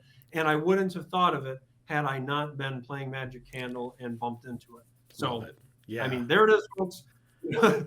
Creativity for making games tied into playing games. It's a thing. As a sort of splitting the difference. That was my own personal journey with it. Yeah. As a sort of splitting the difference between no games at all and do whatever you want till you get distracted, which is, there's a game called Arch Rebel, and it's based on, it's sort of doing some of the early Julian Gollop Rebel Star Raiders and stuff like that. It's giving it this retro look. And I saw him comment that while he's working on this game, he only plays games within the same genre. And I found that helps me. Like, I can play a game in the genre I'm building to inspire me, but the moment I play like a flight sim or, a strategy game or something different, I immediately suddenly have all these creative ideas about a different game I want to build. It's like, no, you got it. One at a time. Just one at a time. I can see how that is an issue if your game development goals are broad in spectrum. Mm-hmm. For me, I'm only ever going to make RPGs. That's the only thing I ever have a desire to do. So whether or not I would get distracted in that same way, I don't know. But definitely, I think an argument can be made that you're going to get the most creative inspiration if you're playing a game of the same genre. But regardless, ultimately, make the rule that works for you. Yeah, what it comes down to. Play with it and see where maybe you need to just swear off them. Maybe you need to dabble with just that. Maybe like I have to play nothing that is the same because it's too much and I will burn out on just RPGs or something. My distraction example is I sat down to create some online D&D tools for my table. And the game I ultimately made out of that was a competitive flight simulator. Nothing like what I sat down to build, and just all of a sudden ended up like, oh, I kind of built a terminal velocity demo. I don't know how I got here. Okay. Whoops. Whoops. It's kind of fun too. I don't know what I'm going to do with this, but back to where I was started. All right. I just got one question left, and that's what's next? Do you have anything big you want to work on next? Anything? I know not Nox 2. I like to poke you at that, but going to take some time off for a little bit. So I am actively poking around at some things relating to what the next future project, but it is too early to be sure of what that next future project is going to be. Way too early to be announcing anything. Mm-hmm. I would say though that there is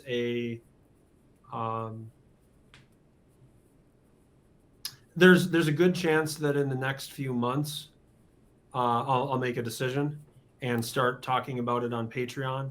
My general here this is potentially interesting. Here's kind of a philosophy that I have when it comes to communicating about game projects and expectations and things like that.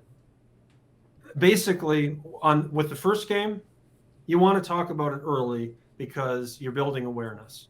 And with that, you're going to invariably have to deal with people are wondering, well, when is it going to be done?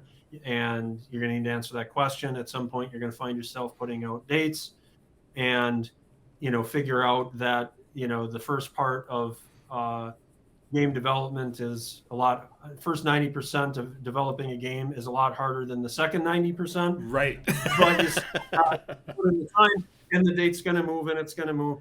And when it's your first project, you just got to deal with that. And, if you've haven't taken money, people are going to be a lot more patient than if you have. And, Mm-hmm. if you have taken like Kickstarter, communication, of course, is the key. And unfortunately, though, I have seen projects, Kickstarter projects, where the developers are communicating, in my opinion, very well, very regularly. Yep. And it's just taken a really long time. And people are just really getting negative about it.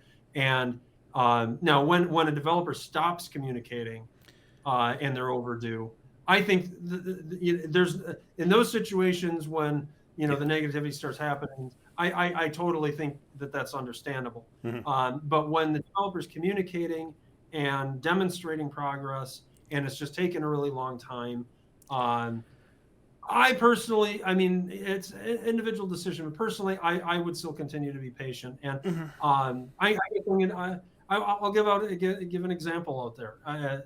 There's the Kickstarter for the Gary Gygax video. For the video. Or Scald.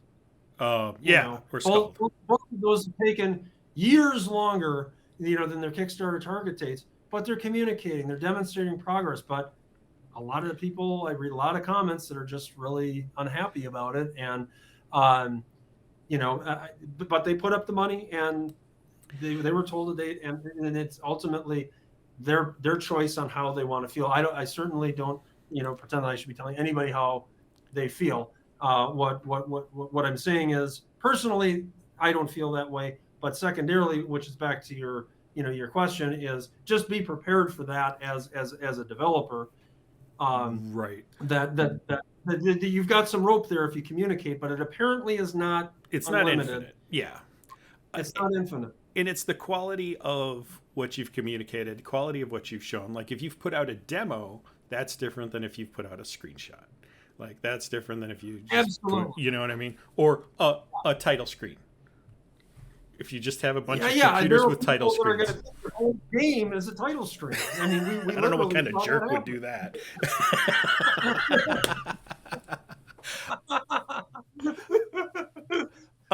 Bonus point working that interest. No, but you talking to developers about that. I want to talk to like the players for stuff like that. Every developer, well, I shouldn't say every, because again, broad strokes. Most developers, most writers, most creative people are honestly telling you when they think something will be done. Yes. And especially for a first project, hitting scope is insanely hard. You just don't know how to not know things.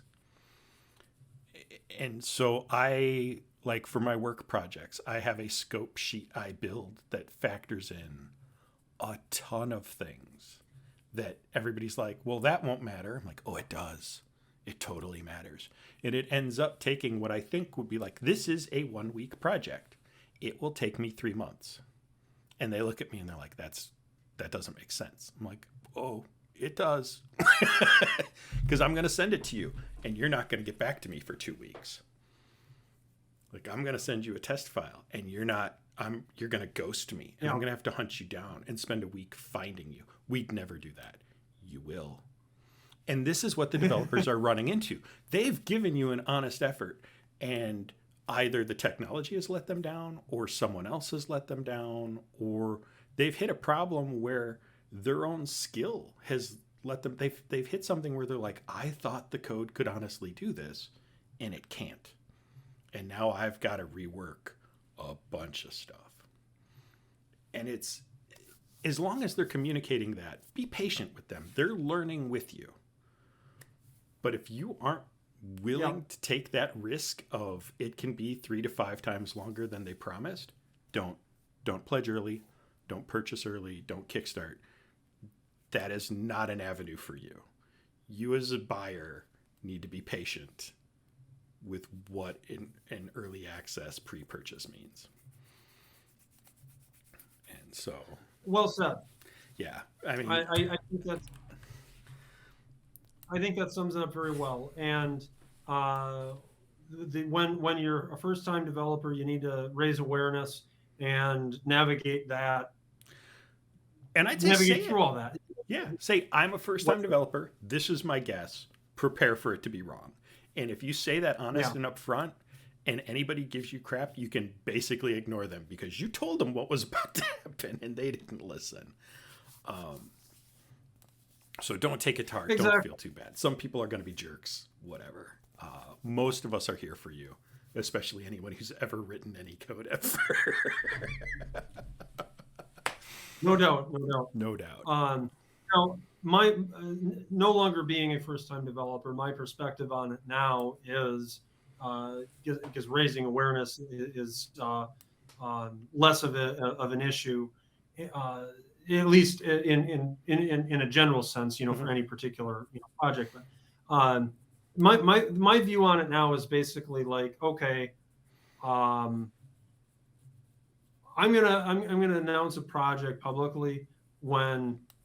I'm not going to say that it's when it's almost done, not quite to that point. I'm going to announce the project publicly when it's close enough to done that the target date that I give is going to be more than just a completely blindfolded throw of a dart at a wall, and at the early stages of that's what it is, So I want to be, I don't know if it's 50% or 75, it's something that I gauge, but I want to be able to see that finish line. And even though, I'm still going to know that, the date that I give is probably still going to be wrong. I want to feel confident that I'm going to be wrong about that date, maybe once or twice, not, 10 times. Right. And that is, that's kind of how I would intend to proceed, moving forward. On the other hand, my intention is, with Patreon, the 65 Witch Workshop Patreon, part of the benefits that we hold out there for being Patreon members is you get a inside look at the development process, and and that ranges from like a quarterly. What do I call it? A quarterly newsletter, a quarterly something where, it's a write-up about, okay, so here's what we're working on, here's what's going on, talking about it from a behind-the-scenes challenges perspective, or some of the like our champion mage, archmage, tiers, they get access to a monthly developer video chat that we do on Discord, where we talk about what's going on and the challenges, and in a more of a real-time fashion, taking feedback, things like that. So as soon as a project gets started, like I've decided this is the project and I'm actively working on it. At that point, I'll be talking about it on Patreon because, well, they're getting the the behind the scenes look on things. Mhm. And that's all sudden, and I'm comfortable with that because the way it's positioned in the Patreon is, you're just getting to look over my shoulder here. We're not talking about target dates. Right. That's not how it works. No. You want to know how it works? Great. You're getting a front row seat for how it works is I'm going to fiddle around with a bunch of stuff and try this and try that. That's Yep. not going to work. So then I'm going to go off in this direction, and you're going to get to see all that. But a target date is not going to be like a particularly germane thing for quite a while. So and that's how it worked with Lord of Storms, and it worked out very well. And the Patreon folks were great. They enjoyed that behind the scenes look, and nobody was, badgering me about target dates, and so I'm going to continue to roll with it in that fashion. And certainly understand that that's a small group of people. For the general public, you can hold confidence that when 6502 Workshop puts out a target date for a game, that I'm not saying that you can rely on it, that it's going to be exactly that date, but you can have some confidence that we know what we're doing. That if that's not the date, it's going to be somewhere in that zone. It's not vaporware. It's going to happen. Now, the one exception that I have to note there is we did announce a 2GS port of Nox Archaist years ago. Was at Kansas Fest, and I announced it like within a few weeks of when Burger Becky and I talked about her doing it, and she was very enthused about doing it, and agreed to do it, and I was excited to announce that, and I did, and I shouldn't have, because what I didn't take into consideration was two things. How excited everyone was going to be. When I say everyone, I mean the Apple II community and the segment of that is enthused about 2GSs, which is there's a meaningful number of people that fall into that category. It's not one or two. They're just be very excited for, to the point that they would wait to play Nox Archaist until the 2GS version came out. There's a bunch of people that are doing that, and I didn't anticipate that, and I also didn't think through how so Becky's agreeing to do this, but she's now retired.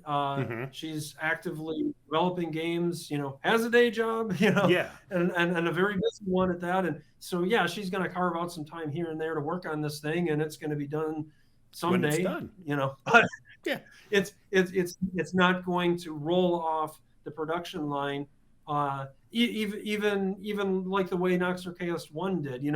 We sort of set the standard for 6502 Workshop in a way based on that first game. I just happened to be in a place in my life, personally and professionally, where I had a ton of time and was able to throw it at that project, and I did, and it was great. And and I put out some target dates that were wrong, and we adjusted them and whatever. But people saw progress along the way, and then off of the backdrop of that, and I just feel so bad. Are the people waiting for the 2GS port, and there's no target date, there's no progress updates, there's none of that, and that's just a reflection of the reality of how a lot of hobby projects go. And I have nothing to do with that project. I don't know anything about 2GS programming. It's all Burger Becky, and when she has time to do it. And in hindsight,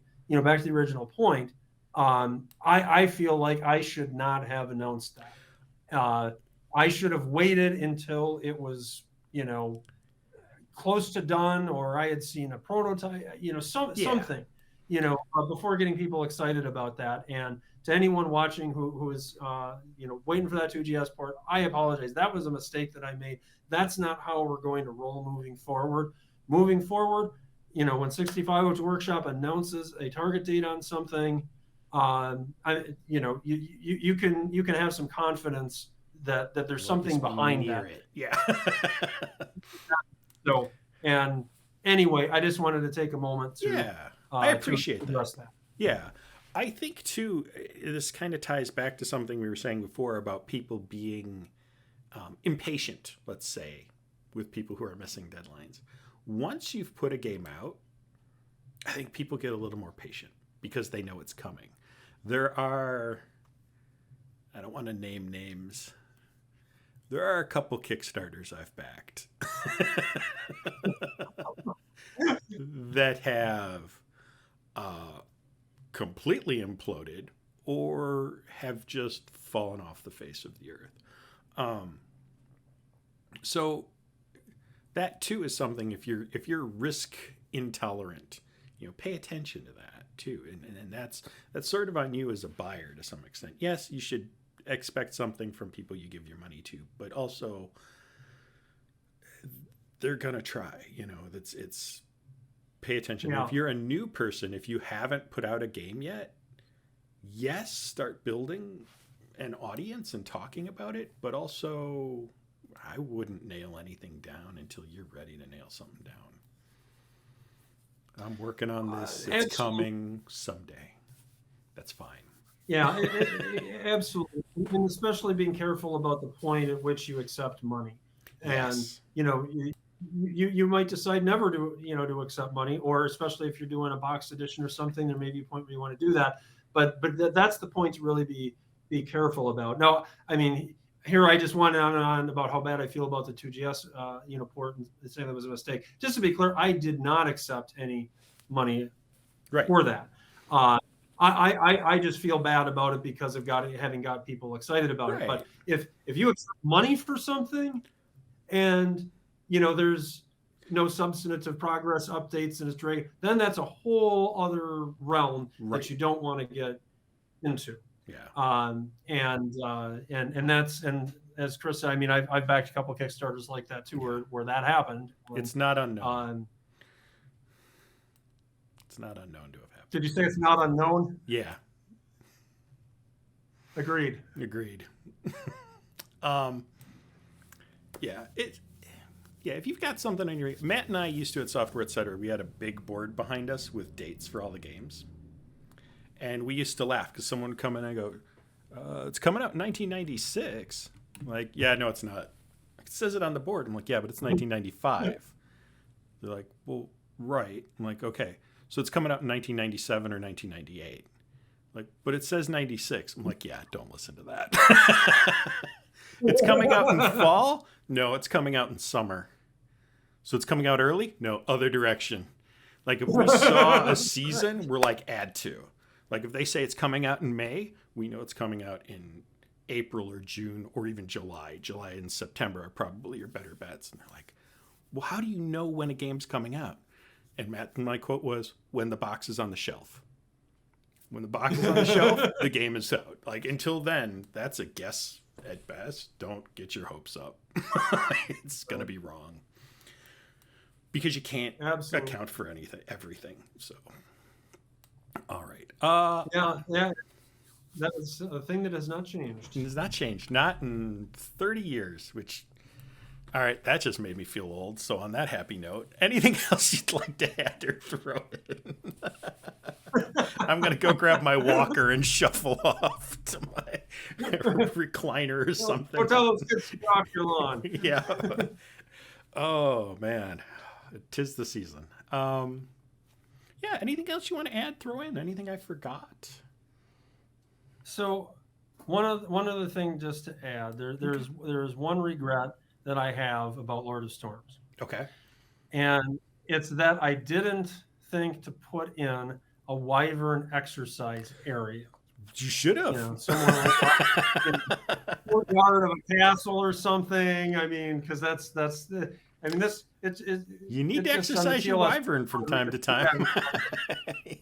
Right. Need to take it out, run it around.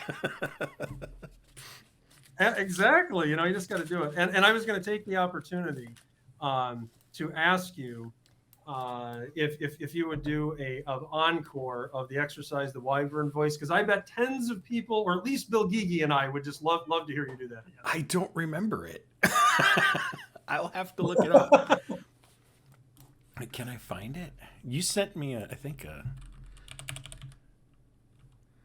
hang on. Give me a second. There's a link to it in the do a Discord search for wyvern, and there should be a hot link to it. Oh, that's right. It's in Discord. I got to remember these things. All right.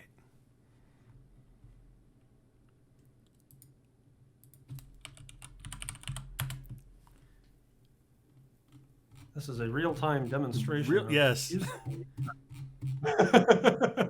Well, I got Total Warhammer 2. That's not what I want. A wyvern search resulted in Total Warhammer 2? Yeah.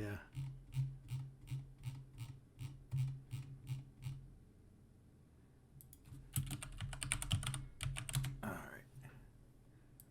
Hang on. Can we just jump to there? I'm close. I feel like I'm close. Maybe not close.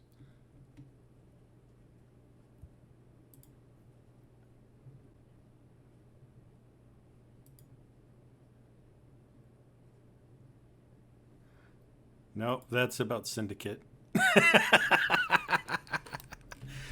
Oh, where are you? Oh, I just found it. I'll DM it to you. Oh, perfect. Sorry. I didn't come prepared. Oh, there you are.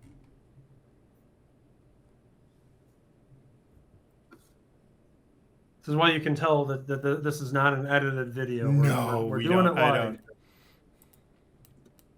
All right, I just Discord DM'd you the link. Oh, perfect. Perfect. I was going to say, I heard a bloop, bloop.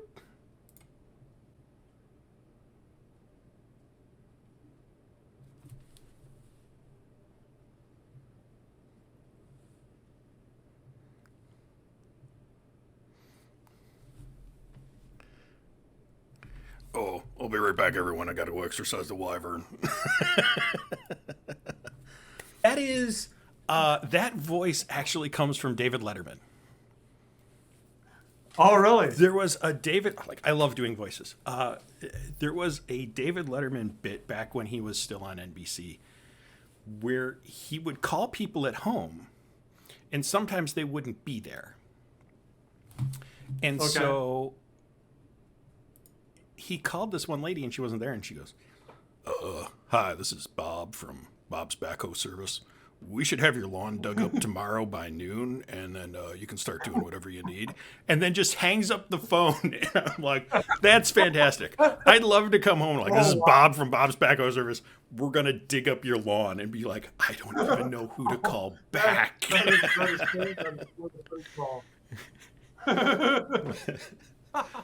So yeah, this is Bob from Bob's Backhoe Service. Gotta go exercise the wyvern. This is Bob from Bob's Wyvern Service. We'll have your wyvern taken out and dragged around a little bit. Let me try it. Yeah, this is Bob from Bob's Backhoe Service. We're gonna come over and exercise the backhoe. Exactly. Oh, fantastic! I'm awesome. Glad you love it. I didn't catch that David Letterman connection there, but no one would. My wife gets mad at me. Perfect for that whole. My wife gets mad at me whenever I do a voice for her because it sounds nothing like her, and it just makes her sound like the most horrible person in the world. Honey, why are you putting the dishes by the sink? She doesn't sound like that. She never nags me, and she's like, why? You're so nice most of the time. Jimmy Jr. Every once in a while. So, yeah. All right. Anything else? Anything I'm forgetting? Need to remember? Anything like that? If not, I will. Oh, probably, but nothing I can think of Right. offhand here. So.